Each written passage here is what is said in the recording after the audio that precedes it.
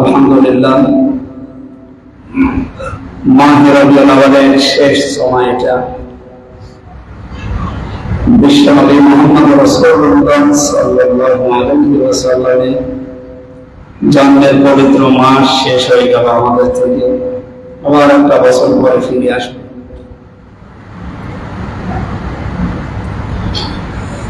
এখানে যে সমস্ত বিষয়গুলো অর্জন করা দরকার ছিল, যে সমস্ত বিষয়গুলো বর্জন করা দরকার ছিল, আমরা পেরেছি কিনা জানি না। অর্জন করা দরকার ছিল তার আদর্শটা, বর্জন করা দরকার ছিল বেদাত, যেগুলো ইসলামের নাম নিয়ে রবিউল আউয়াল আসলে মানুষ বেশি বেশি করে। জমার দিন আজানের সাথে সাথে আল্লাহ আমাদেরকে পবিত্র মাসে সবার আগে নিয়ে আসলেন তার ঘর মসজিদে। বলছি আলহামদুলিল্লাহ, দরুদ আর সালাম করছি মুহাম্মদ রাসূলুল্লাহ সাল্লাল্লাহু আলাইহি ওয়াসাল্লামের প্রতি। আমরা নবীর হাদিস থেকে জানি পৃথিবীতে যত আপনজন হোক, যত ভালোবাসা মহব্বতের মানুষ হোক, আপনি যদি সব পালন করেন সর্বোচ্চ 3 দিন, 3 দিনের উপরে কারোর জন্য সব পালন করা যায়। মহিলাদের জন্য যদি স্বামী মারা যায় 4 মাস 10 দিন। আমি বাংলায় বলছি, কথাগুলো বোঝা যাচ্ছে? যত আপনজন হোক যদি মারা যায় সর্বোচ্চ সব পালন হবে 3 দিন, এরপরে কোনো শখ নেই, সে যে হোক। মহিলাদের জন্য যদি স্বামী মারা যায় সর্বোচ্চ 4 মাস 10 দিন। অন্যান্য মাযহাবে কিছু কম বেশি করা আছে। আমরা যেহেতু আবু হানিফা রাহমাতুল্লাহ আলাইহির মাযহাব মেনে চলি, এই জন্য আমাদের 4 মাস 10 দিন সতর্কতা সব। বাংলাদেশ, ভারত, পাকিস্তান এই সমস্ত দেশে আমরা যারা মুসলিম দাবি করি, আমাদের ভেতরে এই যে শোকের ছায়া যখন নেমে আসে 3 দিনে তো শেষ হয় না, 3 বছরও শেষ হয় না, 30 বছরও শেষ হয় না, অনেকে 50 বছর 100 বছর সব চলছে। আপনি অন্যদিকে না নিয়ে একটু বিবেককে প্রশ্ন করেন তো, সব পালন করা যদি ইবাদত হতো, নবীজি ইন্তেকালের পরে একজন সাহাবী 120 বছর বেঁচে ছিলেন, 90 বছর, 90 বছরের সাহাবী বেঁচে ছিলেন। তার পুরা জীবনী আমরা পড়েছি, তো জীবনে কোনোদিন নবীজির জন্য তো সব পালন করেন। আপনি এটা ইবাদত হিসাবে মানুষকে দেখানোর জন্য করেন আর ধোঁকা দেওয়ার জন্য করেন। এটা বন্ধ হওয়া দরকার। রবিউল আউয়াল আসলে হোক আর অন্য মাস। আমরা যারা বিভিন্ন রাজনৈতিক দলে আছি, আমরা দেখি মানুষ তাদের রাজনৈতিক নেতা যাদেরকে তারা মেনে চলতে চায়, এই মানুষগুলোর জন্য বছরে বছরে তাদের জন্মদিন, মৃত্যুদিন পালন করছে, সব পালন করছে। কোথায় পেয়েছেন আপনি? এই যে গোপালগঞ্জের যিনি মারা গেছে, বগুড়ার যিনি মারা গেছে, রংপুরের যিনি মারা গেছে, পাবনার যিনি মারা গেছে, এই মানুষগুলোকে আপনারা কি আপনার স্বামী হয়, আপনার স্ত্রী হয়, আপনার কি, সে কি, আপনার কি হয়? তাদের জন্য সব পালন করা লাগবে। আর এটার জন্য যত টাকা রাষ্ট্রীয় ভাবে খরচ হতো, আমার মনে হয় এই সমস্ত টাকাগুলো যে পোস্টারিং না করে, ব্যানার না করে, ওই টাকাগুলো যদি গরিব মানুষকে আপনি দিতেন, কবরে আমার মনে হয় একটু শান্তি। সুতরাং আগামী থেকে আমরা যেন কোনো ধোকায় না পড়ি, কোনো প্রতারণার শিকার না হয়। যে যা করে করুক না, আমি করবো না। সব যেহেতু ইসলামে নেই, 3 দিনের উপরে আমি এটার ভেতরে, এটা ক্লিয়ার কথা নাকি? কোরআন হাদিসের উপরে আর কিছু আছে? রবিউল আউয়াল আসলে আমরা এগুলো দেখাই বেশি। নবীর জন্মদিন পালন করার জন্য অনেকে পাগল হয়ে যায়। 63 দিন একাধারে চলছে। মানুষের জন্ম হতে সময় লাগে কয়দিন? 1 দিন। আর আপনি তো 63 দিন একাধারে চালাচ্ছেন, কোথায় পেয়েছেন এটা? হ্যাঁ, ওনার 63 বছর যদি আপনি আলোচনা করেন, জন্ম থেকে একেবারে ইন্তেকাল পর্যন্ত, ওরা জীবনী আমাদের জন্য আদর্শ।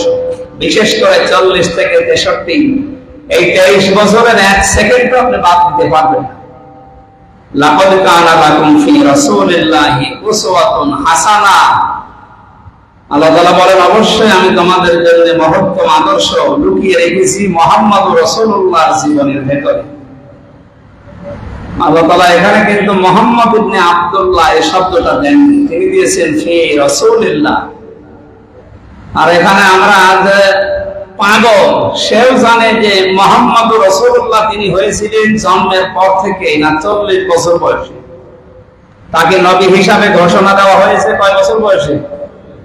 যখন জিবরাইল এসেছে তার কাছে, ওহী নাযিল করেছে, তিনি তখন এসে হযরতে খাদিজাতুল কুবরাকে বলেছিলেন, আমি নবী, আল্লাহ পাক আমাকে নবুয়ত দিয়েছেন, তোমার কি মনে হয়, তুমি কি আমার উপরে ঈমান আনবে?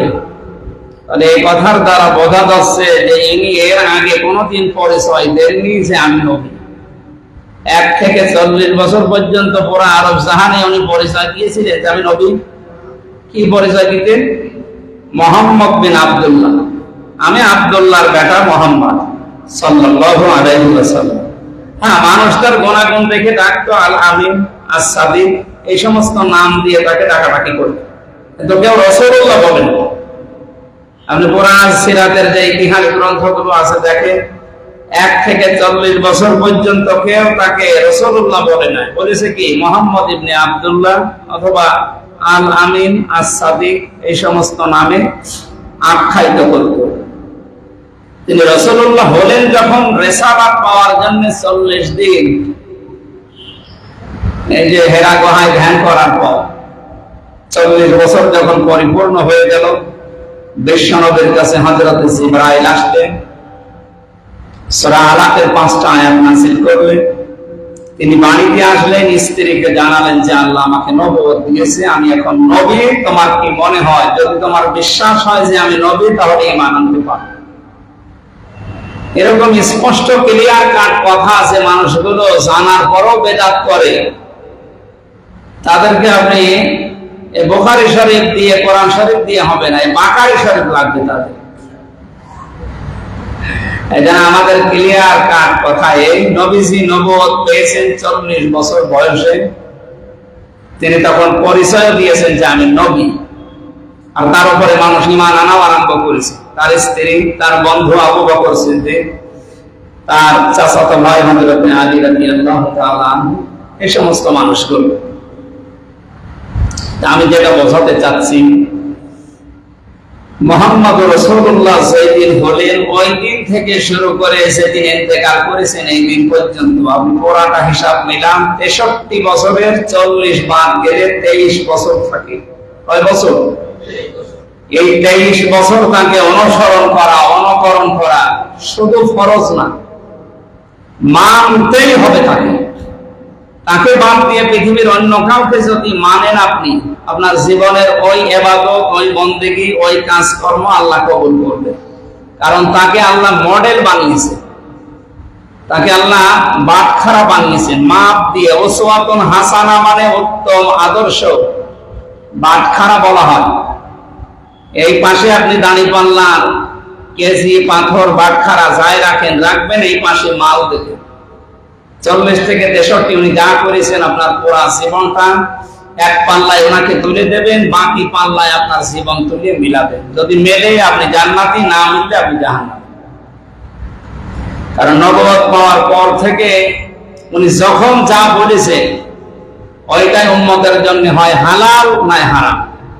উনি যদি বলতেন হ্যাঁ, তাহলে তাম দুনিয়ার মানুষের জন্য ওটা হালাল। যদি বলতেন না, তাহলে তাম দুনিয়ার মানুষের জন্য ওইটা হারাম। নাকি কথাটা সহজ মনে হচ্ছে? কত বড় কঠিন কথা। আল্লাহর দায়িত্ব আল্লাহ তাকে দিচ্ছেন, শারেও তাকে বলা, তিনি শরীয়ত প্রণেতা। এজন্য আমাদের উচিত কি, আমরা মানতে যদি চাই উসওয়াতুন হাসানা হিসাবে মুহাম্মদ ইবনে আব্দুল্লাহকে শুধু মানবো না, মানবো আমরা রাসূলুল্লাহকে। মুহাম্মদ ইবনে আব্দুল্লাহ তো আমরা মানি, তার জন্ম আমরা মানি না। একটা মানুষের যদি ইতিহাস লিখতে হয় কোন জায়গা থেকে লেখা লাগবে? জন্ম থেকে। জন্ম তো আমরা মানি, আমাদের আসল বিষয় হচ্ছে তার প্র্যাকটিক্যাল লাইফটা। তার জীবন চরিত্রে আল্লাহ পাক যখন যা বলেছেন তখন তিনি তাই করেছেন। কখন থেকে? আমা ইয়ানতিকু আনিল হাওয়া ইন হুয়া ইল্লা ওয়াহয়ুন ইউহা। তিনি কোনো কথা বলেন না যতক্ষণ জিবরাইল তাকে কোনো কথা না বলেন। জিবরাইল যতক্ষণ কোনো কথা নবীকে জানান না যতক্ষণ আল্লাহ তাকে না শোনান। তাহলে নবীজির কথা সরাসরি কার কথা? আল্লাহর কথা। ওয়ালাউ তাকাব্বালা আলাইনা বা'দাল আকাবির লা আখাযনা মিনহু বিল ইয়ামিন সুম্মা লাকাতানা মিনহু ওয়াতিন। এই আয়াতগুলো কি নাযিল হয়েছে জন্মের পরে না 40 বছরের পর? এই সহজ কথা মানুষের মাথায় ঢোকে না। আল্লাহ তাআলা বলেন, হে নবী, আপনাকে আমি যে কোরআন দিলাম, এই কোরআনের ভেতরে যদি নিজের কোনো কথা বানিয়ে আমার নামে চালিয়ে দেন যে এটাও আল্লাহর কথা, তাহলে আমি আপনাকে আমার ডান হাত দিয়ে চেপে ধরবো আর কণ্ঠনালী কেটে ফেলে দেব। ফামা মিনকুম মিন আহাদিন আনহু হাজিসিন। আর এই বিষয়ে আমাকে বিরত রাখার কোন শক্তি পৃথিবীতে আসমান জমিনে কেউ নেই। কত বড় কঠিন কথা দিলেন বলেন। কোন সময়? জন্মের পরে না 40 বছরের পর? তাহলে বোঝা যাচ্ছে যে ওনাকে মানতে হবে মাস্ট বি 40 থেকে 63, এই 23 বছর। যদি কেউ 1 সেকেন্ড অস্বীকার করে সে কাফের। ক্লিয়ার হয়েছে? এর ভেতরে যদি উনি যা করেছেন 40 থেকে 63, যদি কেউ একটা কথা অস্বীকার করে যে না এটা আমি মানি না, উনি 27টা যুদ্ধের নেতৃত্ব দিয়েছিলেন। কয়টা? বলেন। যদি বলেন না এগুলো দুনিয়ার কাজ, এগুলো মারামারি জঙ্গিবাদী, এগুলো আমি মানি না, আপনার ঈমান থাকবে। ওই রকম পরিস্থিতি যদি কিয়ামত পর্যন্ত আসে তাহলে আপনাকেও 27টা যুদ্ধের নেতৃত্ব দেওয়া লাগতে পারে। কথা বলেন না কেন? নিজের স্ত্রী ছাড়া অন্য মহিলাকে ব্যবহার করা জায়েজ আছে। কোন পর্যায়ে? যদি সেটা ওই যে বাদী হয়। এখন বাদীর সিস্টেম নেই, হয়তো বাংলাদেশে নেই, কিন্তু পৃথিবীর কোনো না কোনো জায়গায় তো আছে। অথবা এরকম সময় দুনিয়ায় আসবে যখন এরকম পরিস্থিতি আসতে পারে। আমার কথা ক্লিয়ার হয়েছে নাকি বলেন? বাদীর সিস্টেম এখন নেই। নিজের স্ত্রী ছাড়া একটা মানুষ অন্য মহিলাকে ব্যবহার করতে পারে স্ত্রীর মতো, সেটা কি? কিন্তু এখন সেই সিস্টেমটা আমাদের দেশে মনে করেন নেই। এই সিস্টেম তো পৃথিবীর কোনো না কোনো জায়গায় হয়তো এখন আছে, অথবা কিয়ামতের আগে এরকম অবস্থান তৈরি হতে পারে, না পারে না? তখন আপনি ওইটা কাজে লাগাবেন। মুহাম্মদ রাসূলুল্লাহর জীবনে 27টা যুদ্ধ ছিল, নিজে নেতৃত্ব দিয়েছেন। তিনি 4 ওয়াক্ত ফরজ নামাজ পর্যন্ত ছেড়ে দিয়েছিলেন জিহাদের ময়দানে কাজ করার কারণে। এই যে খন্দকের যুদ্ধে পরীক্ষা খননের সময় 4 ওয়াক্ত ফরজ নামাজ তিনি ছেড়ে দিয়েছিলেন। 17ই রমজান বদরের যুদ্ধ, এই সময় তিনি ফরজ রোজা আসরের আগে ভেঙে ফেলেছিলেন। বলেন রোজা পরে আমরা রেখে দেব, আগে আমাদেরকে টিকে থাকা লাগবে। তো এইরকম পরিস্থিতি যদি পৃথিবীতে আমাদের সামনে আসে, তাহলে আল্লাহর দিনকে টিকিয়ে রাখার জন্য ফরজ নামাজও বাদ দেওয়া লাগতে পারে। এখন যদি বলেন ফরজ নামাজ বাদ দিয়ে দিল ঈমান আছে, রাসূলের ঈমান থাকলে কি করি? তো ফরজ রোজা বাদ দিয়ে দিলে ওর ঈমান আছে, আপনি কি রাসূলের চাইতে বড় ঈমানদার? সুতরাং আপনাকে দেখতে হবে যে রাসূলুল্লাহ ফি রাসূলিল্লাহি উসওয়াতুন হাসানা, এই সময়টা উনি কি করেছেন। আমার কথা ক্লিয়ার যদি হন আমি সামনে যাব। তাহলে আমাদেরকে মানা লাগবে 40 থেকে 63 মাস্ট দিয়ে। এর আগে যদি আপনি না মানেন, তার জন্ম আপনি কি করবেন? জন্ম নিয়ে তিনি জন্ম নিয়েছিলেন, তার ইতিহাস আপনি মানুষকে শোনালেন, যা পারস্যে আগুন লিবে গিয়েছেন, এরপরে আরো বিভিন্ন যে ঘটনাগুলো দেখতে পেয়েছিলেন, এগুলো শোনালেন। শুনে কি লাভ? আমার তো দরকার তার জীবন থেকে কিছু নেওয়া। এই জন্য পুরাটা মাস দেখছেন সারা বাংলাদেশ মিলিয়ে বিশ্বের বিভিন্ন দেশে রাসূলের সিরাতের উপরে আলোচনা হচ্ছে। আপনি আন্তর্জাতিক জায়গাগুলো দেখেন, বিশ্বের বহু দেশে সিরাতের উপরে আলোচনা বেশি হয়। শুধু বাংলাদেশ, ভারত আর পাকিস্তানের কিছু অঞ্চলে রাসূলের মিলাদ নিয়ে আলোচনা হয়। আপনি মিলাদ নিয়ে, মিলাদ মানে জন্ম, মিলাদ মানে কি? তার জন্ম নিয়ে আলোচনা করে আপনি কি করবেন? শুধু জিলাপি খাওয়া, খিচুড়ি খাওয়া আর মিষ্টি খাওয়া নাকি?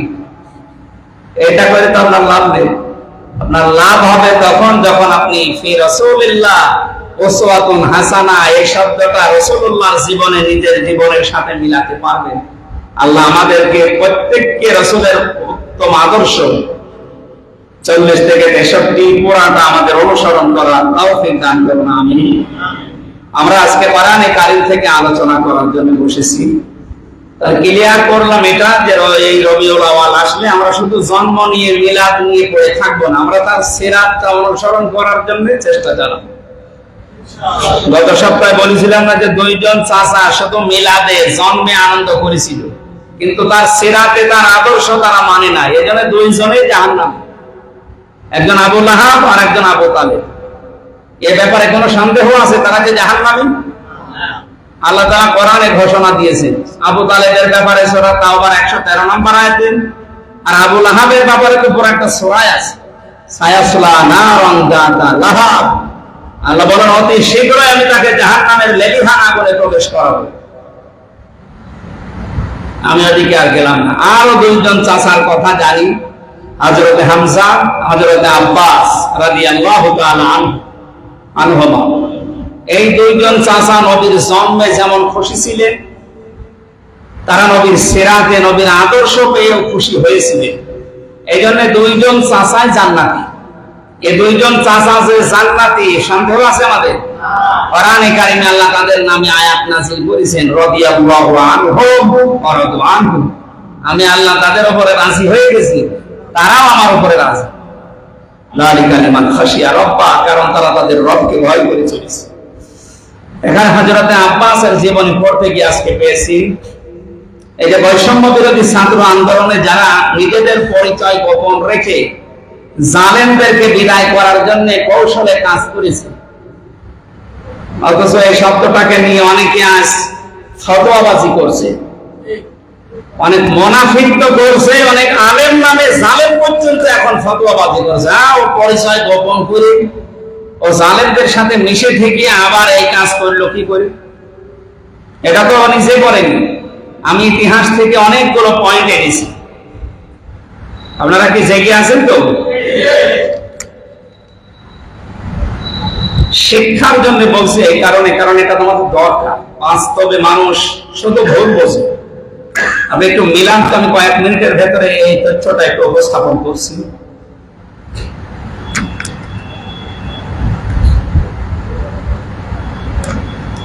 পরিচয় গোপন রাখা সংক্রান্ত ইসলামের ইতিহাসের কয়েকটা ঘটনা কয়েক মিনিটের ভেতরে শিক্ষার জন্য, যেটা রেকর্ড হচ্ছে, সারা দুনিয়ায় কালকে যাবে। জালেম এবং মুনাফিকদের কানেও যেন এটা যায়। 152 জন সমন্বয়কের ভেতরে 108 জন ইসলামী ছাত্র শিবির, এদের সদস্য এবং সাথী বা কর্মী। এইটা নিয়ে এখন তোলপাড় হচ্ছে, যারা কেন পরিচয় গোপন করে কেন করেছে আপনি মিলাদ? ওরা তো আপনার মতো মূর্খ ছেলে মেয়ে না, ওরা লেখাপড়া করে ওই জায়গায় গেছে। হযরত ইব্রাহিম আলাইহিস সালামের জন্ম এবং লালন পালন নমরুদের ভয়ে তার মা কিন্তু গোপন রেখেছিলেন। এই ইতিহাস কি বলা লাগবে? জানেন না ইতিহাস? 2 নম্বরে পেয়েছি আমি ইব্রাহিম আলাইহিস সালাম মূর্তিগুলো ভেঙে কাফেরদের প্রশ্নের জবাবে বলেছিলেন, আমাকে কেন জিজ্ঞাসা করেন, ওই মূর্তিদেরকে জিজ্ঞাসা করেন, ওদেরকে কে ভেঙেছে ওরাই বলবে। তার মানে কাজ করার পরে নিজে গোপন থাকা কাজের মাধ্যম হিসাবে এটা নবীদের সুন্নাত, নবীর মাদের সুন্নাত। 3 নম্বরে পেয়েছি হযরত মুসা আলাইহিস সালামের জন্ম গোপন রাখা হয়েছিল ফেরাউনের ভয়ে। এটা সারা জীবন ওয়াজে শোনেননি? ওয়াজ করা লাগবে নতুন করে। 4 নম্বরে পেয়েছি মুসা আলাইহিস সালামের বোনের পরামর্শে পরিচয় গোপন করে তার নিজের মাকে দুধ মা হিসাবে নিয়োগ দিয়েছিলেন তার বোন। তার বোন হযরত মুসা আলাইহিস সালামের বোন তার মাকে দুধ মা হিসাবে নিয়োগ দিয়েছেন নিজের আপন ভাইয়ের জন্য। পরিচয়কে ওপেন করে না গোপন করে? হযরত ইউসুফ আলাইহিস সালাম মিশরের বাদশা হয়ে নিজের ভাইদের কাছে নিজের পরিচয় গোপন করেছিলেন এবং পুনরায় যখন তারা পিতাকে নিয়ে তার দরবারে হাজির হবেন তখন তিনি তার পরিচয় প্রকাশ করেছিলেন। এটা শুনেছেন কোনদিন? ইউসুফ জুলেখা এই সিরিয়াল যারা দেখে না, কোনদিন নামই শোনেননি? এসে টিভিতে দেখায়। আমরা জেলখানার ভেতরে তো ওই কাজ বাধ্য হয়ে দেখা লাগে, সবাই তো কি করবে? যদিও অশ্লীল কিছু এরকম কিছু ভেতরে নেই, তারপর হযরত ইউসুফ আলাইহিস সালামের পুরা জীবনীটা ওরা তুলে ধরার চেষ্টা চালিয়েছে। তো উনি প্রথমবার কিন্তু পরিচয় দেননি ভাইদের কাছে, পরবর্তীতে যখন বাবাকে নিয়ে আসার কথা জানিয়েছেন তখন তার পরিচয় ওপেন করেছিলেন ভাইদের সামনে। 7 নম্বরে পেয়েছি আমাদের নবী মুহাম্মদ রাসূলুল্লাহ সাল্লাল্লাহু আলাইহি ওয়াসাল্লাম ইসলাম প্রচারের প্রথম কয়েক বছর গোপনে তিনি কাজ করেছিলেন না প্রকাশ্যে? বলেন হযরত ওমর রাদিয়াল্লাহু তাআলা আনহু ছাড়া 40 জন সাহাবী গোপনে ইসলাম কবুল করেছিলেন, প্রকাশ করেন।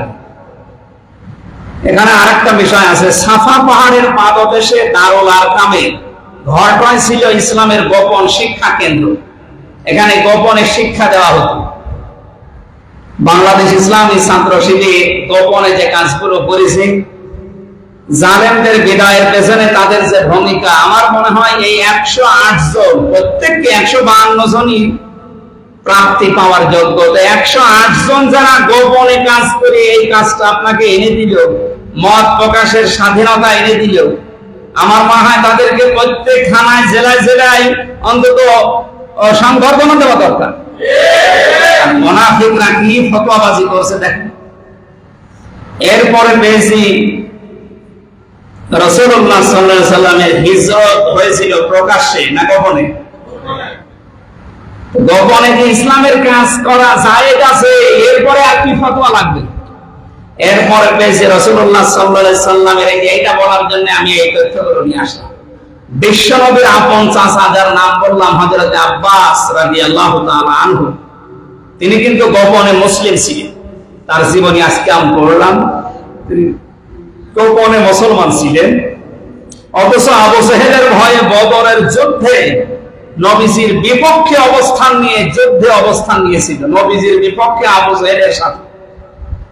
তাহলে ইসলামী ছাত্র শিবির এই 15.5 বছর, এই যে এস এম ফরাদের নাম বলা হচ্ছে ঢাকা বিশ্ববিদ্যালয়ের সেক্রেটারি শিবিরে, যে ছাত্রলীগের কমিটিতে ওর নাম আছে, আবার এই কমিটিতেও নাম, তাহলে মুনাফিকি করলো। আপনি নবীর চাচা হযরত আব্বাসকে মুনাফিক বলতে পারবেন? উনি তো আবু জেহেলের ভয়ে ইসলাম গ্রহণ করেছিলেন গোপনে, কিন্তু প্রকাশ করেননি। প্রকাশ করলে ওই সময় সমস্যা ছিল। এটা একটা হিকমত। এটা কি? উদউ ইলা সাবিল রাব্বিকা বিল হিকমাতি ওয়াল মাউইযাতিল হাসানা ওয়া জাদিলহুম বিল্লাতী হিয়া আহসান। আল্লাহ বলেন আমার দিকে ডাকো, হিকমতের সহিত ডাকো। হিকমতের 4টা অর্থ আছে, তার ভিতরে এটা একটা। স্থান কাল পাত্র ভেদে আপনাকে পাল্টাতে হবে। আমি শেষ করি, এরপরে যাচ্ছি। নবীজির বিপক্ষে জিহাদের ময়দানে আল্লাহর নবীর বিপক্ষে আবু জেহেলের পক্ষ নিয়ে অবস্থান নিয়েছে, অথচ তিনি মুসলমান গোপনে।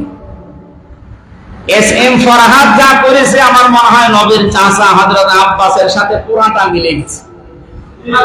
আপনি মিলান একেবারে খাপের খাপ, মুমতাজের বাপ মিলে যাবে। এরপরে বেশি রাসূলুল্লাহ সাল্লাল্লাহু আলাইহি ওয়াসাল্লাম, রাসূল সাল্লাল্লাহু আলাইহি ওয়াসাল্লাম এবং সাহাবীরা যে যুদ্ধগুলোকে পরিচালনা করেছেন তার বেশিরভাগই তথ্য গোপন, এবং সাহাবায়ে কেরাম বা সৈনিকরা জানতেনই না যে এখন কি করা লাগবে। এটা শুধু রাসূলুল্লাহ নিজে জানতেন। এটা ছিল যুদ্ধের একটা অংশ। অতএব বোঝা গেল প্রাণের ভয় থাকলে প্রাণ বাঁচানোর জন্য নিজের পরিস্থিতি গোপন রাখা বৈধ। আর যারা ফতোয়াবাজি করে এটা যে কেন পরিচয় গোপন করে এই কাজ করা লাগবে, ওকে কে আল্লাহ নির্দেশ দিয়েছে, ও কেন ওপেন পরিচয় দিল না যে আমি শিবির করি? আরে বেটা, যেখানে বিশ্বজগতের মতো হিন্দুরে কপিয়ে মেরে খাচ্ছে, ও বলছে যে আমার অনু আমার আগা কাটা নেই, তারপর নাম শিবির করে মেরে ফেলেছে, আর সেখানে পরিচয় দিয়ে আপনি থাকতে পারবেন? বিশ্বজিৎকে হত্যা যারা করেছিল আমার সাথে তারা জেলে ছিল, প্রায় 8 জনকে আমি পেয়েছিলাম। এখন আফসোস করছে, বলছে ওই সময় ওর যদি আমরা জিনিস দেখতাম তাহলে হয়তো মারতাম না। চিন্তা করে ও মেরে ফেলার জন্য কত উদ্গ্রীব, মেরে ফেলাই লাগবে, শিবিরের নাম দিয়ে মেরে ফেলেছে। আমি এরকম কঠিন পরিস্থিতিতে এখনো পর্যন্ত ফতোয়াবাজি করে যাচ্ছেন। আমি তথ্যগুলো আজকে উপস্থাপন করলাম এই কারণে, যারা এগুলো করছে তারা থামবেন, এটা কৌশল তাদের। এটা রাসূলুল্লাহ এবং নবীদের মাদের থেকে, সাহাবীদের থেকে তারা নিয়েছে। কারণ এরা তো আর জেনারেল দলের মতো না। ইসলামী ছাত্র শিবির, ইসলামী ছাত্রী সংস্থা, এই দুইটাতে যেতে হলে ধাপে ধাপে যাওয়া লাগে। ৭৩টার উপরে বই পড়া লাগে, পরীক্ষা দেওয়া লাগে, লেখা লাগে। এমনি এমনি হয় না। এই জন্য বাস্তবতা এটা, ওনারা যা করেছেন বুঝে শুনে করেছেন। আল্লাহ আমাদেরকে এখন মুক্ত ভাবে কথা বলার একটা পরিবেশ তৈরি করে দিল। ওনাদের জন্য দোয়া করা দরকার কি, আরো ফতোয়াবাজি করছে। আল্লাহ মুনাফিক এবং এই আলেম নামে জালেমদের যেন হেদায়েত দান করে। যদি হেদায়েত না থাকে যেন আরো গোমরাহ করে দেয়। আমরা কোরআনে কারীমের সূরা ফুরকানের একটা আয়াত 30 নম্বর আয়াত পড়েছি। আল্লাহ তাআলা ঘোষণা দিচ্ছেন, আল্লাহর রাসূল। গত সপ্তাহে আমি আলোচনায় ছিলাম যে আল্লাহ তাআলা মামলা দেবেন জালেমদের বিরুদ্ধে। জালেমদের বিরুদ্ধে মামলার বাদী হবেন কে? আপনি কি ঘুমাচ্ছেন? জবাব দেবেন, ইন্নামা সাবিলু আলাল্লাযিনা ইয়াজলিমুনা নাস। এই আয়াত অনুযায়ী সূরা শুরার 42 নম্বর আয়াত। আল্লাহ বলেন, আমি নিজে মামলা দায়ের করব জালেমদের বিরুদ্ধে। তাহলে জালেমদের বিরুদ্ধে মামলার বাদী কে? আল্লাহ। এবার আল্লাহ পাকের নবী নিজে মামলার বাদী হবেন কিছু মানুষের বিরুদ্ধে। প্রথম গেল আল্লাহ নিজে বাদী হবেন, নিজেই বিচারক, নিজেই বাদী। এবার আল্লাহ নিজে বিচারক, বাদী হচ্ছে রাসূলুল্লাহ, যিনি সুপারিশ করবেন, তিনি বাদী। এই যে উকিল আমাদের জন্য সুপারিশ করে, তিনি যদি বাদী হয়, এই মামলা আরো সহজ হবে না কঠিন হবে? আল্লাহ পাক বলেন, আল্লাহ রাসূল কিয়ামতের কঠিন ময়দানে বিশ্ব নবী নিজে দাঁড়িয়ে বলবেন, ইয়া রাব্বি, হে আমার প্রতিপালক, ইন্না কওমি ইত্তাখাযু হাযাল কুরআনা মাহজুরা। অবশ্যই আমার এই জাতি, আমার এই উম্মতেরা, আমার এই কওমের লোকেরা, এরা তোমার যে কোরআন তুমি পাঠিয়েছিলে আমার কাছে, এটা আমি ওদের কাছে রেখে এসেছিলাম, কিন্তু ওরা এটাকে পরিত্যাজ্য বিষয় রূপে গণ্য করেছিল, পেছনে ফেলে রাখতো। এটাকে সামনে রাখা দরকার, উপরে রাখা দরকার, এই মন মানসিকতা তাদের আমি পাইনি। আমার উম্মতেরা, আমার এই জাতির লোকেরা তোমার পাঠানো কোরআনকে পরিত্যাজ্য বিষয় রূপে পেছনে ফেলে রেখেছি। এই আয়াত অনুযায়ী আমি তাফসিরে পেয়েছি, তাফসিরে হাক্কানিতে, কেউ যদি কোরআনে কারীমের রাসূলের এই মামলা থেকে, এই মামলার বাদী কে? রাসূলুল্লাহ। বলেন বাদী কে? আর মানুষের উপরে যারা জুলুম করে ওই মামলার বাদী কে? আল্লাহ। আর এখানে কোরআনে কারীমের সূরা ফুরকানের 30 নম্বর আয়াতের তাফসীর অনুযায়ী এখন যেগুলো বলবো 6টা, এগুলোর ভেতরে যদি একটাও আপনার ভেতরে, আমার ভেতরে থাকে, আপনি যতই নামাজ পড়েন, রোজা করেন, কিয়ামতের দিন আপনি আল্লাহর নবীর মামলার আসামি হবেন। কথাটা খুব সহজ মনে হচ্ছে না? সহজ কথা। আল্লাহর নবী নিজে সুপারিশ করে জান্নাতে নিয়ে যাবে, তিনি বাদী হয়ে বসে আছে। এরপরে এখানে প্রত্যেক জমার নামাজ প্রতি মাসের প্রথম সপ্তাহে আমি থাকার চেষ্টা করব। প্রত্যেক মাসের ইংরেজি মাসের প্রত্যেক জমার প্রথম সপ্তাহে থাকার চেষ্টা করব। আর শেষ সপ্তাহে যদি আশপাশে মাহফিল থাকে আমি থাকবো। এরপরে তো ডক্টর হাবিবুর রহমান ভাই আছে, উনি বাকি কাজ চালাবেন ইনশাআল্লাহ। আমরা যখন আসবো তখন এরপরের থেকে আল্লাহ, আমি বলেছি রাসূল গেল, এরপরে দেব মানুষের জন্য মামলার বাদী হবে কারা। ওখানে আমি 8টা পয়েন্ট পেয়েছি, আজকে 6টা বলছি। আগামী মাসের প্রথম সপ্তাহে যদি আসি আমি ওই 8টা বলবো ইনশাআল্লাহ। 1 নম্বরে কোরআনে কারীমের প্রতি আমাদের 6টি দায়িত্ব আছে। এই 6টা দায়িত্ব যদি আমরা না পালন করি, কিয়ামতের দিন আমরা নবীজির মামলার আসামি হব। আমরা কি রাজি আছি? কেউ নবীর মামলার আসামি হতে রাজি আছে? আল্লাহ হেফাজত করুন, আমিন। 1 নম্বরে কোরআনের প্রতি ঈমান আনতে হবে। কিসের প্রতি? প্রশ্ন আসতে পারে, ঈমান তো আমার আছে, ঈমান তো আমার আছে, এই কথা যদি আমি এখন বলি মুখ দিয়ে, এরকম কথা ও আব্দুল্লাহ ইবনে উবাই বলতো।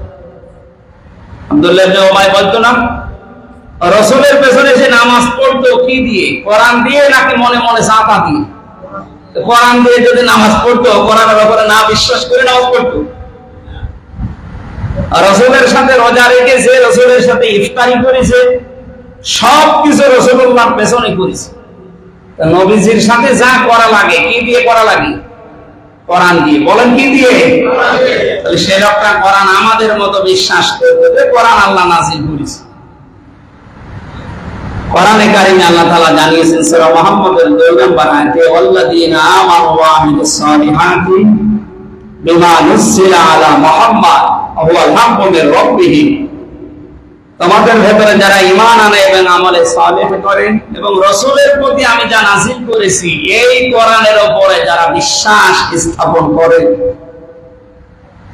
এক নম্বর দায়িত্ব আমাদের এটা যে আমরা আল্লাহর নবীর প্রতি নাযিল করা কোরআনের উপর আমরা বিশ্বাস করি। 6666টা আয়াতের উপরে, নাকি একটা আয়াত? প্রত্যেকটা আয়াতে একটা অক্ষরও আমরা বাদ দিতে চাই। দ্বিতীয় নম্বরে, কেউ যদি রাসূলের মামলা থেকে অব্যাহতি পেতে চায় তাহলে তাকে কোরআনে কারীম পড়া লাগবে। ফাইদা করানাল কোরআনা ফাত্তাবিউল কোরআনা। হে নবী, আপনার প্রতি আমি আল্লাহ যেটা নাযিল করেছি এটাকে আপনি অনুসরণ করেন, এটাকে আপনি তেলাওয়াত করেন। সূরা আনকাবুতের 45 নম্বর আয়াতে আল্লাহ এই তথ্যটা দিয়েছেন, উতলু মা উহিয়া ইলাইকা মিনাল কিতাব ওয়া আকিমিস সালাহ ইন্নাস সালাতা তানহা আনিল ফাহশাই ওয়াল মুনকার ওয়া লাযিকরুল্লাহি আকবার আল্লাহু ইয়ালামু মা তাসমাউন। আল্লাহ বলেন তেলাওয়াত করো। এই অর্ডার দিচ্ছেন কে বলেন তো? তাহলে রাসূলের মামলা থেকে বাঁচতে হলে তেলাওয়াত করা লাগবে, মাস্ট বি। আপনাকে কোরআন কি পড়া লাগবে? তেলাওয়াত শব্দের শাব্দিক অর্থ হচ্ছে সাবান, জাগর কাটা। নিজে গর্ব দেখবেন রাতের বেলা খাবার খাওয়ার পরে বসে বসে ঝিমায় আর মুখ নাড়ায়। মুখ নাড়ার মানে কি? জাগর কাটতেছে, খাবার যা আছে ভেতরে এগুলো হজম করার জন্য। কোরআনের উপরে বিশ্বাস করে যেগুলো পড়ছেন এইগুলো আপনি হজম করবেন এরকম জাগর কেটে কেটে এই 24 ঘন্টার ভেতরে, এর নাম তেলাওয়াত। কথা বোঝাতে পেরেছি? কোরআনে কারিমে আল্লাহ দিয়েছেন, আল্লাযীনা আতাইনাহুমুল কিতাবা ইয়াতলুনাহু হাক্কা তিলাওয়াতি। আমি যাদেরকে কোরআন দিয়েছি তারা এর হক আদায় করে তেলাওয়াত করে। হক আদায় করে তেলাওয়াত করার অর্থ কি? এটাকে শুদ্ধ করে পড়া, এটা বোঝার চেষ্টা করা, এখান থেকে যে জ্ঞান মানুষ অর্জন করবে এটা তার প্র্যাকটিক্যাল লাইফে সেট করা, আর এইটা মানুষের কাছে পৌঁছিয়ে দেওয়ার জন্য সর্বাত্মক চেষ্টা করা। এই চারটা বিষয় মেনে নিয়ে যারা কোরআন পড়ে উলাইকা ইউমিনুনা বি, এরাই আমার কোরআনে বিশ্বাসী। আল্লাহ কিন্তু উলাইকা শব্দটা দিয়েছেন। আল্লাহ মনে হচ্ছে তার কুদরতের আঙ্গুল এইভাবে করে দেখাচ্ছে যে এই চারটা হক আদায় করে যারা পড়লো উলাইকা, এই মানুষগুলো ইউমিনুনা বি, আমার কোরআনে এরাই শুধু বিশ্বাসী। ওমা ইয়াকফুর বিহি, আর এই চারটা বিষয় যারা মানে না, শুধু ওই পড়ে যাচ্ছেন কিন্তু বাকিটা এখনো 3টা আছে। এখানে বোঝার চেষ্টা করা, শুদ্ধ করে পড়া, এরপরে এটা নিজের জীবনে সেট করা, মানুষের কাছে পৌঁছিয়ে দেওয়ার নিয়ত করা, এগুলো তার ভেতরে নেই। শুধু পড়তেছে, এক অক্ষরে 10 নেকি, মাস্ট বি আপনার নেকি হবে। কিন্তু কোরআন যে উদ্দেশ্যে আল্লাহ নাযিল করেছিলেন হাক্কা তিলাওয়াতি, এর পারপাস আদায় হবে না। আমি কথা বোঝাতে না পারলে আবার রিপিট করছি। শুধু যারা তেলাওয়াত করছেন এক অক্ষরে 10 নেকি পাওয়ার জন্য নেকি আপনার হবে, কিন্তু হাক্কা তিলাওয়াতি হবে না। হক আদায় করে পড়তে হলে শর্ত কয়টা? সবাই বলেন। এগুলো তো আমি বানাচ্ছি নাকি? আপনি তাফসীরে ফি জিলালিল কোরআন সাইয়্যিদ কুতুব এই আয়াতের ব্যাখ্যায় 4টা শব্দ দিয়েছে। শুদ্ধ করে পড়তে হবে আপনাকে। এই যে শুদ্ধ করে পড়া, এই নির্দেশ কি হামজা না আল্লাহ? রাত্তিলিল কোরআনা তারতিলা। হে নবী, কোরআন পড়লে আপনি স্পষ্ট ভাবে থেমে থেমে সহিষ্ণুতা ভাবে পড়বেন। এই নির্দেশ কার? আল্লাহ। আমাদের ভেতরে যদি একদিন হাসপাতালে মনে হয় এই সিস্টেমটা চালু আছে এখনো, শুদ্ধ করে তেলাওয়াত করার জন্য এখানে যারা স্টাফ আছে, যারা বাইরে থেকে আসেন, একটা সিস্টেম আছে। মাগরিব থেকে এসা পর্যন্ত যে ইমাম সাহেব ঘুমাচ্ছে,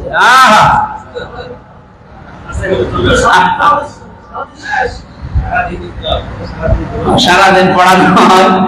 অনেক এখানে দেখলাম, কালকে আমি ছিলাম তো মাগরিবের সময়, পরশুদিন দেখেছি এখানে পড়াচ্ছে। আপনারা চেষ্টা করবেন শুদ্ধ করে পড়াতে। এখন হাফেজ মাওলানা এবং কারি সাহেব আছে, এনারা শুদ্ধ করে পড়াবে আশা করছি। 2 নম্বরে একে আপনারা বোঝার চেষ্টা করেন। কোরআন বোঝা খুব কঠিন না।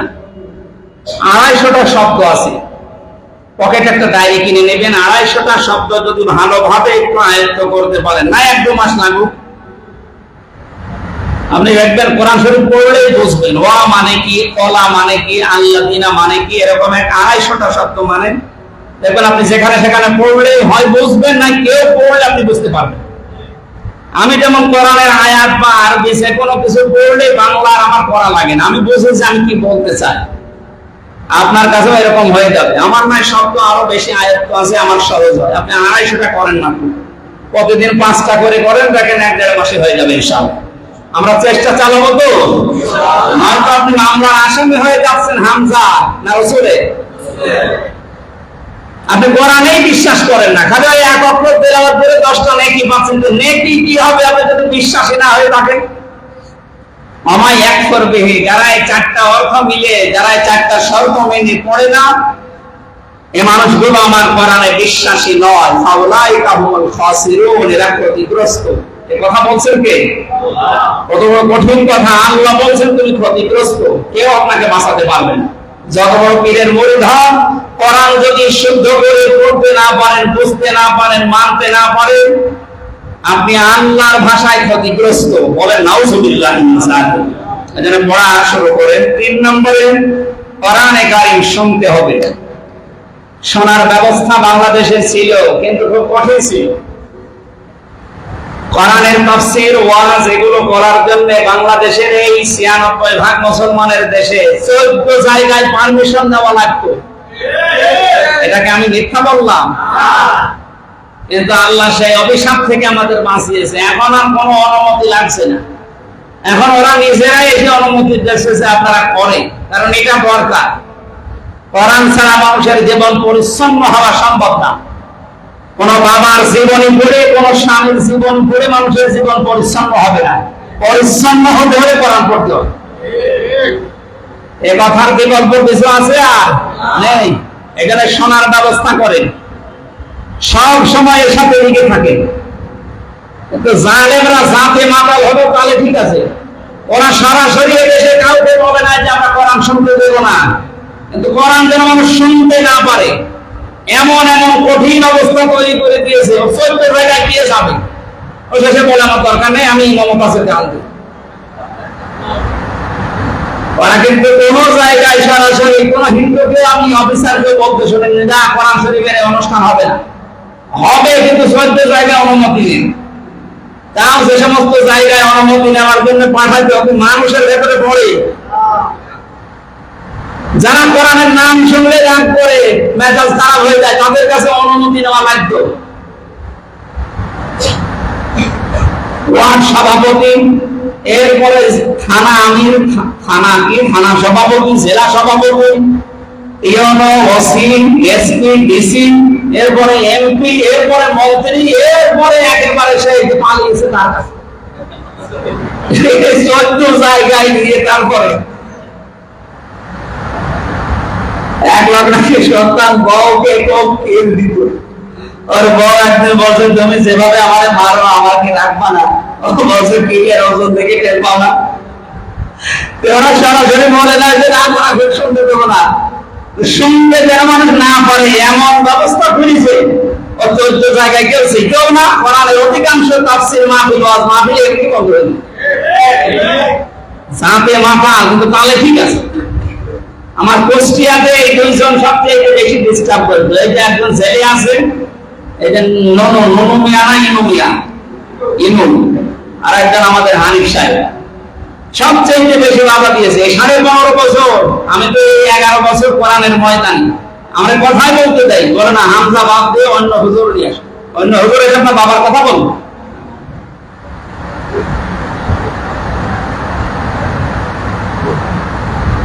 বাগানের ফল ছিঁড়ছে একটা ছেলে, ছেলেটা বাগানের মালিক যে সে যে এই ছেলের বাবার কাছে বলছে চাচা আপনার এই ছেলে শুধু আমাদের বাগানের ফুল ছেড়ে ওটা নিষেধ করতে পারেন না? বাবা যে নিষেধ করবো কি আমার ছেলের মাথা একটু খারাপ, চাষা ওর মাথা যদি খারাপ হবে আমার বাগানের পাশেই তো আপনার বাগান আছে, বাগানের ফুল তো ছেড়ে না। বাবাদের মাথা খারাপ, অত খারাপ না, ওদের মাথা খারাপ হয়েছিল কিন্তু অত খারাপ না, মানুষ বুঝে দেখবে। এই জন্য এমন এমন ধাপ দিয়েছে যেখানে কেউ যাবে না আর গেলে অনুমতি দেবে না। কারণ অধিকাংশ জেলার এসপি ছিল আর ওসি ছিল হিন্দু, ও কোরআনে কি আর বাইবেলে কি। কোরআন শুনতে যে পরিবেশ লাগে এটা যদি কেউ নষ্ট করে সে আল্লাহ নবীর মামলার আসামি। এজন্য আমরা শোনার পরিবেশ তৈরি করবো ইনশাআল্লাহ। 4 নম্বরে পেয়েছি, এটা সূরা আরাফের ভেতরে আছে। কোরআন যখন আপনি শুনতে চান তখন দুইটা শর্ত মানবেন। আল্লাহ রাব্বুল আলামিন বলেন ওয়াইদা কুরিয়াল কুরআনু ফাসতামিউ লাহু ওয়া আনসিতু লাআল্লাকুম তুরহামুন। যখন তোমাদের সামনে কোরআনে গায়ব তেলাওয়াত করা হয়, পড়া হয়, 1 নম্বরে চুপ থাকবা, 2 নম্বরে শুনবা। সুতরাং চুপ থাকাও কোরআনের আলোচনা শুরু হবে ফরজ, শোনাও ফরজ। কথা বুঝতেছেন? এগুলোর সিস্টেম যেন কিয়ামতের আগে বাংলাদেশে আর বন্ধ কেউ করতে না পারে, সেইটার জন্য কোরআনে কারিমের 5 নম্বর হচ্ছে কোরআনে কারিমকে বুঝতে হবে। আফালা ইয়াতাদাব্বারুনাল কোরআন আম আলা কুলুবিন আকফালুহা, সূরা মুহাম্মদের 47 নম্বর আয়াতে আছে, সূরা নিসার 82 নম্বর আয়াতে আছে। আল্লাহ তাআলা বলেন এই কোরআনকে বোঝার জন্য আফালা ইয়াতাদাব্বারুনাল কোরআন, কি হয়েছে তোমাদের, কেন কোরআন নিয়ে চিন্তা ভাবনা গবেষণা করো না, বুঝতে চেষ্টা করো না। ওয়ালা কাদ ইয়াসসারনাল কোরআনা লিযিকরি ফাহাল মিন মুদ্দাকির, এই কোরআন আমি সহজ করে দিয়েছি উপদেশ গ্রহণের জন্য, এরপরও কি কেউ উপদেশ গ্রহণ করতে চায় না? আল্লাহ আফসোস করছে। আল্লাহরে আফসোস আমরা থাকতে দেব? আজকে থেকে জীবন প্রাণ সব দরকার শেষ হয়ে যাক, আমি বলবো যেভাবে হোক, এটা বোঝার জন্য যা যা করা লাগে আমি তাই করবো। আমার অর্থ যদি খরচ করা লাগে কোরআন বোঝার জন্য আমি খরচ করবো। আমি 2017 সালের বা 16 সালের দিকে রাজবাড়িতে একটা মাহফিলে গেলাম, রাতের ওই দিকে তাফসীর মাহফিলে আমি কথা বলার সময় কয়েকটা পয়েন্ট বলেছিলাম কোরআন বোঝার উপকারিতা সম্পর্কে। ওখানে যিনি সভাপতি ছিলেন ওই লোকটা হচ্ছে ওই বাবার মুরিদ, ফরিদপুরের যে আল্লাহর ওলি আছে না আগ্রসী, এখানকার মুরিদ উনি। আলোচনা শেষ করার পরে ওনার বাড়িতে যখন খাবার খেতে গেছে আমার বছর, আমি প্রত্যেক বছরে আমার বাবার জন্য আমার যে বিশাল ব্যবসা, এই ব্যবসার কারণে আমি মনে করতাম এই বাবাই আমার রব, বাবাই আমার সব, এই বরকত মনে হয় বাবাই আমার দেয়। আপনি যা আজকে বললেন কোরআন দিয়ে হাফিজ দিয়ে আমার চক্ষু খুলে গেছে। আগামী বছর থেকে কোরআনের এই কারিমের প্রচারের জন্য এই যে 1 লাখ করে গরু দিতাম আমার বাবার দরবারে, 1 লাখ গরু বাবার দরবার শেষ, আমি কোরআন প্রচারের জন্য ওই টাকা ব্যয় করবো। সুবহানাল্লাহ। ওই লোকটা একটা ভ্রান্ত ধারণা ছিল, সেজন্য সে যদি একদিনে পরিবর্তন হয়ে কোরআন পড়ার ক্ষেত্রে, প্রচারের ক্ষেত্রে, কোরআন বোঝার জন্য এই চিন্তা ভাবনা নিতে পারে, তা আমাদেরও যা আছে আমরা অতটুকু খরচ করার চেষ্টা করব। 5 নম্বরে মানতে হবে। 5 নম্বরে কি? আপনি কি মনে করেন কোরআন মানা এখনো পর্যন্ত এই দেশে অত সহজ? 1628টা চেয়ার ছিল এই দেশে, মেন চেয়ার, যেটা জালেমদের দশর হিসাবে কাজ করেছে। সেগুলোতে এখনো অনেক জালেম পর্যন্ত বসে আছে, তারা গোপনে এখনো ষড়যন্ত্র চালাচ্ছে। আপনি মানতে গেলেই মানতে দেবে। সুতরাং যদি নবীজির মামলার আসামি হতে না চান, কোরআন মানতে হবে। এই পরিবেশ তৈরি করা ফেরেশতাদের দায়িত্ব না আমাদের। বলেন মান করাল কোরআনা ফাস্তাযহারাহু, যে ব্যক্তি কোরআন পড়ে, কোরআন পড়ার ব্যাখ্যা বলেছে কয়টা? আরো জোরে বলেন।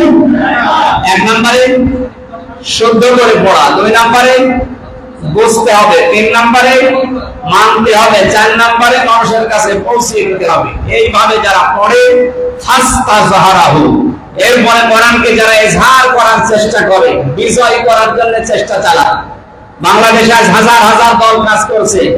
কোরআন বিজয়ী করার জন্য কোন দল কাজ করে? আপনার কি বিবেক নেই নাকি কুকুরে প্রসব করেছে বিবেকের উপরে? এত বড় লাগলো কেন? খালি রাজনীতির গন্ধ খুঁজে হাদিসটা কি রাজনীতি? যে ব্যক্তি কোরআন পড়ে আর কোরআনকে বিজয় করার জন্য চেষ্টা চালায়, ফাস্তা জাহারহু, ইজহার মানে প্রকাশ করা, দান করানো, বাস্তবায়ন করা, কায়েম করা, বিজয় করা। কোরআন যারা বিজয় করার চেষ্টা চালাচ্ছে, ফাহাল্লা হালালাহু ওয়া হারামা হারামাহু, এর ভেতর বর্ণিত হালালকে হালাল হিসাবে জেনে মেনে নেয়, হারামকে হারাম জানার পরে ছেড়ে দেয়, আদখালাহুল্লাহুল জান্নাহ, সে যেন বিশ্বাস করে আল্লাহ তাকে জান্নাতে দিয়ে দিয়েছে। আরো জোরে বলুন, যেন আমাদের উচিত হবে এটা যেন মানতে পারি, সেই পরিবেশ তৈরি করা। যে সমস্ত মানুষগুলো ওই সমস্ত চেয়ারে বসলে কোরআন মানার পরিবেশ তৈরি করে দিতে পারে, ওই মানুষগুলোর পেছনে থাকতে হবে। আজ সমকামিতা প্রতিষ্ঠার জন্য দুইজন খুব বেশি কথা বলছেন, আমি নাম নিলাম না। উপদেষ্টা বানিয়েছে এই দেশের ছাত্র জনতা। আপনাদেরকে কথা বলছে না কেন? 152 জনের ভেতরে 108 জন বাংলাদেশে কোরআন প্রতিষ্ঠা হোক এই দলের কর্মী এবং নেতা। এরা সবাই মিলে আপনাকে বানিয়েছে, আর আপনি এখন সমকামিতা প্রতিষ্ঠার জন্য প্রমোট করছেন। এরা যখন বসাতে পেরেছে, নামাতেও পারবে। কোরআন বিরোধী বলে সমকামিতা, এটা পুরা কোরআন বিরোধী না? সূরা আরাফের ভেতরে আল্লাহ পুরা বিস্তারিত হুদ আলাইহিস সালামের, লূত আলাইহিস সালামের জীবনী দিয়েছে। লূত আলাইহিস সালামের এটা যারা কায়েম করার জন্য চেষ্টা চালাচ্ছে, আজকে 151 জন আলেমের একটা বিবৃতি পেপারে এসেছে মনে হয়। কালকে শাহেখ আহমদুল্লাহ ভাইয়ের সাথে আমার চট্টগ্রামে অনুষ্ঠান ছিল, আসার সময় উনি আমাকে বলছিলেন, আমার নামটাও দিয়েছে, আপনি দেন, কারণ ভালো কাজে যদি না থাকে থাকবো কোন জায়গায়? ওরা কিছু হলে এতদিন 15.5 বছরে 151 জন, 200 জন, 500 জন নাগরিক সমাজ, সুশীল সমাজ, ওরা এই বিবৃতি দিয়েছে। আমরা আলেমরা এখন এই দেশে 500 বিশ্ববিদ্যালয়ের স্যারদেরকে আমরা লিস্ট করেছি এবং 151 জন আলেমের এই টার্গেট দিয়ে আমরাও বিবৃতি দিতে আরম্ভ করেছি। ইসলাম বিরোধী কিছু দেখলে এই নাস্তিক মোরতাদদের মতো আমরাও বিবৃতি দিই। মানুষ যেন সতর্ক হয়, সচেতন হয়। এটা একটা জিহাদ। যেন আমরা চাই উল্টাপাল্টা মানুষ যারা আছেন পরিবর্তন হয়ে যাবে। দিন কিন্তু আগের এই 15.5 বছর আর নেই। এখন 2024 সালের সেপ্টেম্বরের আজকে আগে অক্টোবরের 4 তারিখ, অক্টোবর চলে এসেছে, সেই নিয়ে আগস্ট মাসও আননি। আগস্টের 5 তারিখের আগে যা করেছেন, আমি আশা করবো আপনি পরিবর্তন হবেন। এরপরে যদি আপনার বিবেক না হবে, আপনার অবস্থা ওই দরবেশের মতো হবে। শেষে দাড়ি কেটে নমর হয়ে যাবে। দাড়ি তো আপনার নেই, আপনার অন্য কিছু কাটা লাগবে। মানতে হবে বিষয়ে আল্লাহর নির্দেশ আছে সূরা বাকারার 38 নম্বর আয়াত, ফামান তাবিআ হুদায়া ফালা খাউফুন আলাইহিম ওয়া লা হুম ইয়াহজানুন। বিস্তারিত ব্যাখ্যা করতে পারছি না, সময় নেই। 6 নম্বরে হক হচ্ছে সূরা মাইদার 60 নম্বর আয়াত। এটা বাস্তবায়ন করার চেষ্টা চালাতে হবে মন প্রাণ দিয়ে। নবীর হাদিস পড়েছিলাম না, মান মাতা, যে ব্যক্তি মরে গেল, ওয়ালাম ইয়াহজু ওয়ালাম ইউহাদ্দিস বিহি নাফসাহু, কিন্তু তার মনের ভেতরে এই কামনা বাসনা ছিল না যে আল্লাহর কোরআনে দেশে বাস্তবায়ন হোক, মা তাআলা শুবাতিন মিনান নিফাক, নবী বলেন সে মুনাফিক হয়ে গেল। তাহলে বাংলাদেশে এটা যারা চাচ্ছে না যে কোরআন কায়েম হোক, সে নামাজ পড়তে পারে, রোজা রাখতে পারে, বড় জুব্বা গায়ে দিতে পারে, কিন্তু সে মরার সময় কি হয়ে মরবে? মুনাফিক হয়ে মরলে নবী সুপারিশ পাবে? নবীজি নিজে মামলা দায়ের করবে। আমরা এখানে কোরআনকে পেছনে রাখতে চাই না। আরো পয়েন্ট গুলো সেটা আমি পড়াটা বলতে পারলাম না আজকে। আগামী সপ্তাহে হয়তো আমরা আর থাকবো না, আবার আগামী মাসের ইংরেজি মাসের প্রথম সপ্তাহে আসবো। বাকি নামাজ তো আপনাদের ডক্টর হামিদুর রহমান পড়াবেন ইনশাআল্লাহ, ওনার আলোচনা শুনবেন। আমরা আসলে এর পরের আয়াত থেকে কথা বলবো ইনশাআল্লাহ। আসসালামু আলাইকুম ওয়া রাহমাতুল্লাহ।